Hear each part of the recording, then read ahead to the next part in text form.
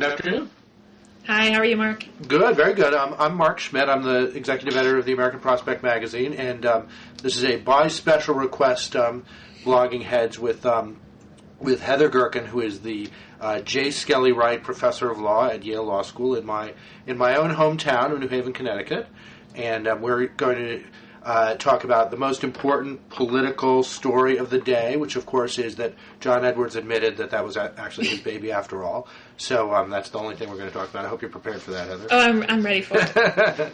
Actually, we're going to talk about the long-awaited Supreme Court decision by the Supreme Court in the Citizens United case, which produced an enormous amount of decisions. I printed them all out. I decided to save paper and have two pages per page and print it on both sides. Unfortunately, it winds up too small to actually read. So I have to admit that while I've read almost all of the dissent, and I've only read some of the actual decision. But I don't know if as a law professor, do you start with the dissents? I always just start with the dissent because I figure it tells me what the decision was and then tells me why it was wrong. Oh, that's like turning to the end of the book and figuring out who killed. I don't know. I mean, this is why I couldn't actually go to law school. But that's been my technique. But I guess it's not the professional. No, I've plowed through every page of the 183 pages the court gave us today. Well, that's why what we're going to do today is mostly turn this over to you because you happen to know what you're talking about, which isn't always the case on Blogging Heads, but it will be today. And I guess I'd like to just maybe start off by just summing up what the court did, what were the precedents that were overturned, and what's the basic point that people need to know about the Citizens United case and decision. So what the court did today is it struck down a federal ban on what are called independent corporate expenditures. So what does that mean? That means that money that corporations spend without coordinating with the candidate, without talking to the candidate, just money they're spending on their own during the period preceding an election. And the ban basically has said that corporations can't spend from their general treasury funds. That is, if they want to spend money to influence elections, they have to create a PAC, which is cumbersome, as you know. Right. And so now this licenses the corporations just to dip into their own general treasury funds to spend money during elections to advocate the election of a candidate or the defeat of a candidate. And the key to it is it overruled its own precedent. This is what has sparked, I think, outrage all across the blogosphere and among reform groups. So the court in a case called Austin in 1990 explicitly upheld these kinds of regulations, and the court did it again just a scant 7 years ago in another case involving this regulation. So people really are struck that the court overturn its own precedent the moment it got 5 votes to do so, and worse, it did it in a context where it actually hadn't gotten proper factual development and briefing on the issue. Right. So there's a great deal of anger at the court. People are making claims about judicial activism. Right. Well, that was a big part of Justice Stevens' dissent, right, is pointing out that there were many ways to decide this case, and that the video in question, which was a pay-per-view thing called Hillary the Movie that was produced by a right-wing group, actually wouldn't. There were many reasons to think that there were many reasons to rule that video wasn't covered by campaign finance law. There were many ways to decide it, I guess, in statutory terms. That there was a very aggressive choice to go in and use this as the opportunity to overturn Austin. Exactly. It really puts the lie to Chief Justice Roberts' claim that he's just an incremental judge, just calling them one at a time. I mean, the court really reached out to do it this time, and people, I think, are properly outraged. Right. I remember in that voting rights decision last fall, we kind of got a good education in the doctrine of constitutional avoidance, which I guess holds, basically you shouldn't seek out an opportunity to make a decision on constitutional grounds when the other grounds are available. Let me ask you. I remember a few years ago when I read all the relevant decisions on campaign finance law, that it did seem like there was something a little different. That Austin was a little different from most of the cases in that line. Can you say a little bit about Austin itself and Absolutely. And what makes it a little different from, even directly different from a case like Bilotti, which affects the same question of corporate political spending. Yes, I mean, when I teach campaign finance, Austin is always one of these things is not like the others from Sesame Street. That's the case. So basically, when Congress regulates, it has to have a reason to regulate. And the court has long held in the campaign finance context that basically the only reason that Congress can regulate is to prevent corruption. Mm-hmm. And that's there's been widespread agreement on that. The one outlier case was Austin. And Austin seemed to say, in essence, that Congress could regulate to promote equality, to sort of level the playing field between the rich and the poor, between corporations on the one hand and individual citizens on the other. And that's why it's just been the darling of campaign finance reformers, because they have always thought that the real reason to have campaign finance reform is equality. It's not any of the other stuff, it's equality. And as a result, sort of Austin was their hope that one day the court would return to that path and allow really substantial regulation going forward. Mm-hmm. So in my view, I have to say, whenever I teach it, I always tell my students that Austin was a goner. It was so clearly an outlier. It was hard to imagine it was going to withstand scrutiny when someone challenged it. Right. Well, I remember reading it, and sometimes when you read older, decisions from the 70s, you look at it and you think the Supreme Court doesn't think like that anymore. Like they wouldn't. There's a kind of rough reasoning in that decision. You can sort of see why it was a bit of a goner. But what about what's your take on the consequences here? I mean, I hear a lot. There's a lot on the blogosphere or whatever of oh my God, corporations are people. They have free speech rights. This is the end of it. I mean, my sense of it is corporations already have a lot of free speech rights. I mean, it's not with a couple little exceptions around this electoral sphere. Do you think the consequences of the decision itself on elections are as great as it's being suggested? No, I think there's a little bit of crying wolf here. I mean, if I were a reformer, I'd do the same thing, because this is a real shot to try to make a push for reform. You're not a reformer? If I were an advocate, I know. You and not just calling them as I see them. But the truth is, the real damage to this campaign finance reform came earlier on. That is, all that Austin did was that Citizens United did was put the last nail in the coffin. But the court's been building this coffin for a long time. And corporations up until yesterday could do an awful lot of spending independent of candidates. There was just one thing they couldn't do, which is to say, vote for Schumer, vote against Feinstein. That was the one piece. But they could do everything but that. And they haven't really done it as much as at least many people expected. And the question is, lifting this one last restriction, is that really going to open the floodgates? We don't know. But in any case, the empirics don't really suggest that it's the end of the world. Right. That being said, it's a real blow. At least as the formal matter, the court. It's more what the court said along the way, I think, that matters, rather than the sort of final decision. Right. And what since you've read it all, and I think you've done a bunch of other things today, being one of the experts on this, having read it all, what were some of the things along the way, and what do you think the consequences of those things along the way will be? To me, the biggest and most important thing in the decision is something that's got no press play at all today. And that's going back to the thing about corruption. So as I said before, when Congress regulates, it has to have a reason, and that reason has always been corruption. But here's the kind of magic of the word corruption, is that for a long time, sort of under the radar, the liberal justices in the court have gradually expanded what corruption means, almost to the point that it really makes Austin unnecessary. So they've said things like, there's corruption if donors have undue influence. There's corruption if donors have more access than they ought to. And this is sort of even more remarkable, the court has said, even if the public just perceives that big donors have more access or more influence, that's enough to justify regulation. Well, that definition of corruption really licenses Congress to do a lot of stuff. Mm-hmm. Today, Kennedy lowered the boom. Kennedy basically said, no, Access is not corruption. What he calls ingratiation, which I take as another word for influence, is not corruption. He says the only thing that really constitutes corruption is quid pro quo corruption. That is the kind of crude, I give you money, you give me votes.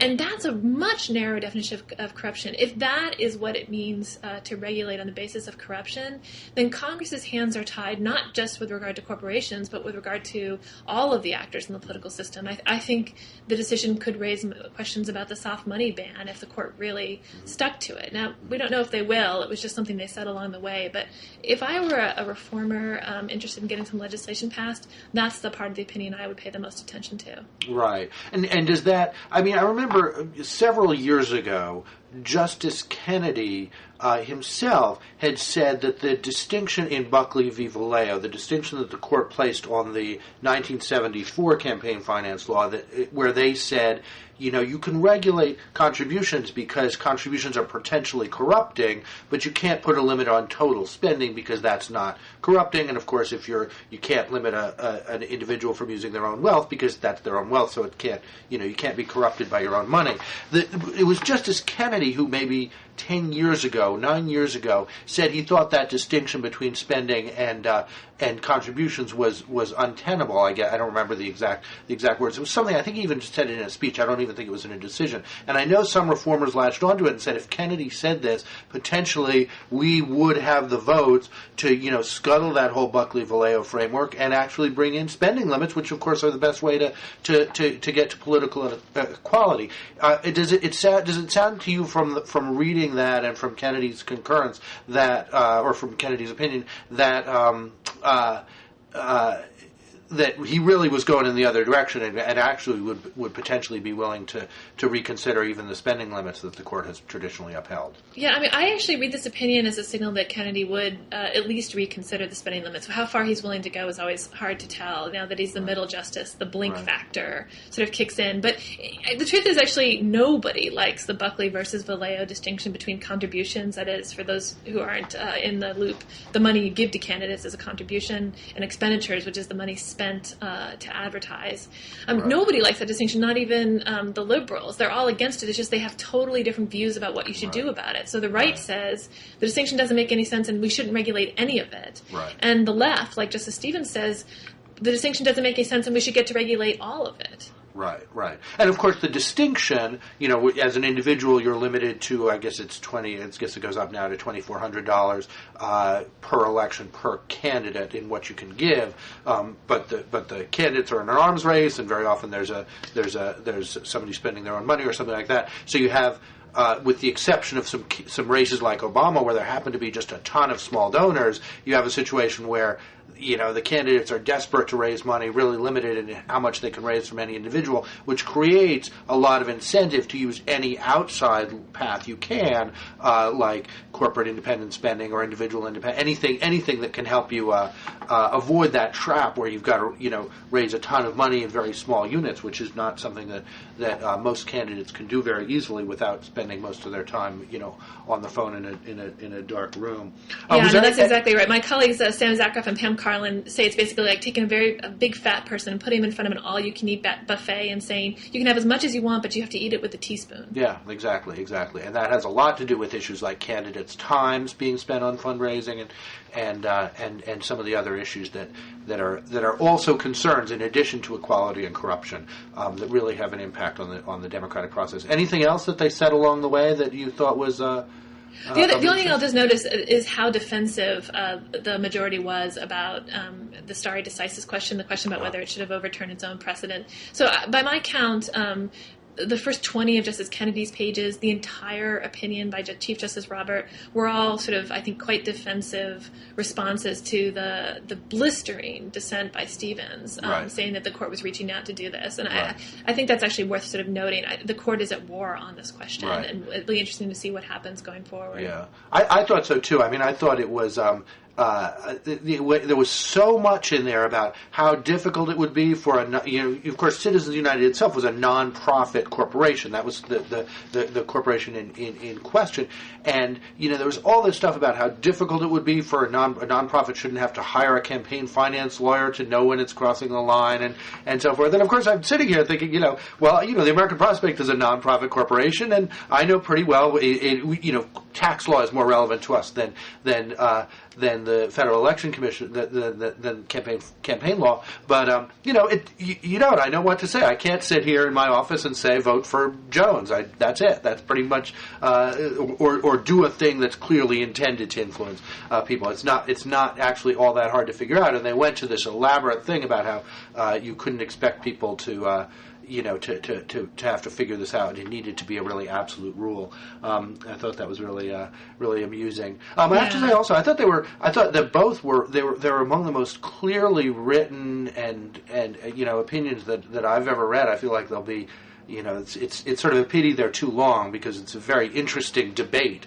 And basically a readable debate, I thought. Yeah, in fact, Justice Kennedy's opinion almost read like a Scalia opinion. It was so clear and punchy. Yeah, he generally doesn't write that way. Yeah. So where do you think this goes from here? If you were a reformer, obviously you'd be making a lot out of this for some reasons. But then when it's time to buckle down and actually get back to the work of campaign finance reform. How would you be approaching it now that's different from how you would have approached it in the past in your hypothetical non-law professor, Heather Gerken? I'm always interested in making the campaign system better. It's just not my job to do so. Right. I think I would do two things. So the first thing that, the most obvious thing to do is to use the corporate shareholder route to try to sort of tamp down the ability of corporations just to spend money willy-nilly. So Justice Kennedy lays it out as clearly as he possibly can. And he basically says, if Congress wants to do something about it, they have two routes. One is to put give the shareholders power to stop the corporation from spending when the shareholders don't want it, and two, disclosure, with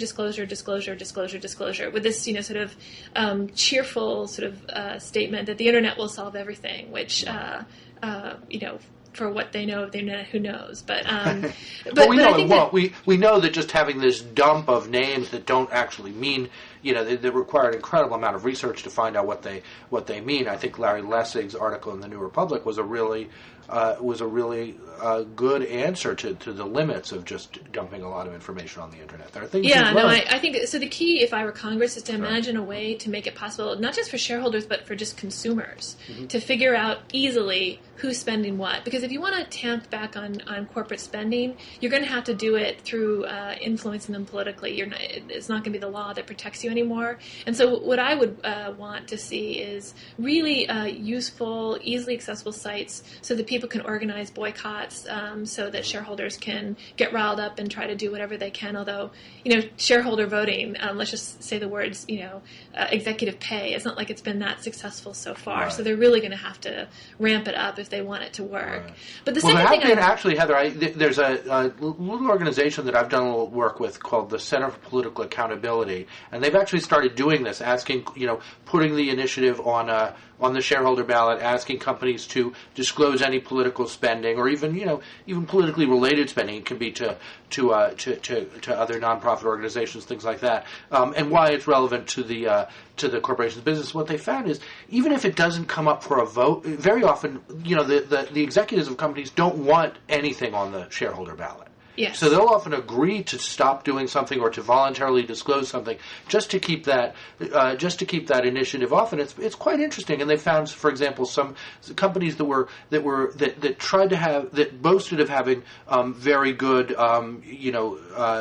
policies for gay and lesbian employees and domestic partnerships and things like that, that nonetheless, for political reasons, especially if they were working with Tom DeLay or those folks, were giving to anti-gay organizations, and they kind of stopped it. So that is a very interesting little experiment. I think there's actually a lot of room to do more in that area. Yeah, no, that's right. Although I will say that once they decide that it's worth their while to do it, it's very hard for shareholders to stop them. My colleague Yair Listikin has this great paper which shows that when their shareholders votes, the corporation always wins. So there are almost never any votes that they lose 49-51, but they win a ton of them 51-49. Right. So once they move in that direction, I'm skeptical. Right, but all I'm saying is it doesn't necessarily have to go to the vote for the corporation to say, you know what, I don't need to be making these political contributions. They're not, it's not necessarily that important. Often I think it makes a corporation ask, what's my guy in Washington doing, and why is he doing it? And are we going to get bad publicity from it, because I don't want bad publicity, and then it stops. And I think that's why I think the bad publicity, which also goes for the consumer side of it, is the most important piece of it. Right. But the other thing I would do if I were telling Congress what to do right now is I tell them that in some ways this is a golden opportunity to figure out a new direction for campaign finance reform. So reformers have always had this view: take money out of politics, take money out of politics. And at least in the world we have now, where the court makes it hard to do it, it's hard to get Congress to do it, there's no public financing option that's serious enough. At least in that world, taking money out of politics just hasn't worked. All we've done is drive politics into deeper and darker corners. And so people who want to give money find a way to do it, and they just find a way to do it that's less open and transparent. What I would really like to see is, rather than the kind of leveling down, trying to take the people with money and giving them less influence, I would love to see Congress make more of an effort to level up. Right. That is, to give small donors a real chance to influence things. So I love these proposals to match the small donations, to give politicians an incentives to actually care about what middle-class voters and poor voters are thinking and doing. That seems to me, and this isn't just from the Obama campaign, but that seems to me the real root of the future. And it may be that Citizens United will push us in that direction. Right. I think that would be great. I was at an event at the Brookings Institution last week. I did a little blog post about it, where some of the people who've really been present at the creation of McCain-Feingold, Tom Mann of Brookings, Tony Corrado of Colby College, Norm Ornstein, Mike Malbin, really had written some of the underlying soft money regulations, some of the things that were overturned today. You moved in that direction of talking about expanding small donors, matching funds, and so forth. And it was good to see. And then, of course, if the New York Times and Washington Post editorial pages begin to catch on to this as well, I think that we really have the opportunity to redirect this. And I've been a big fan of that kind of approach also. So I think that's if that's what happens, that's not a bad outcome. Although I think that there's a lot that's pretty bad in the decision, and more that I'll find when I read it all. No, I agree with you. But I will just say that the funny thing about it is that at the end of the day, it would suggest that money isn't speech, but it does have connections to political activism. I mean, I had a friend who is deeply involved in a common cause, and during the election, he called me to confess that although he's always argued that money isn't speech, the truth is every time that Hillary Clinton did something that annoyed him, he'd donate $100 to the Obama campaign. Right. So I think that maybe there's kind of a third way that might appeal to sort of both sides of this issue. Yeah, I think that's right. I mean, I've never really, money is speech. Money does create your ability to be heard, and that is to pretend that it isn't speech never seemed to me that tenable. Okay, well, anything you want to add? No, it's a pleasure or you want to do you. another 20 minutes talking about John Edwards, or you want to get back? I have strong views about that, but I think no expertise. You get back to your important work. Okay. All right, take care, Mark. Thank you so much for doing this, Heather.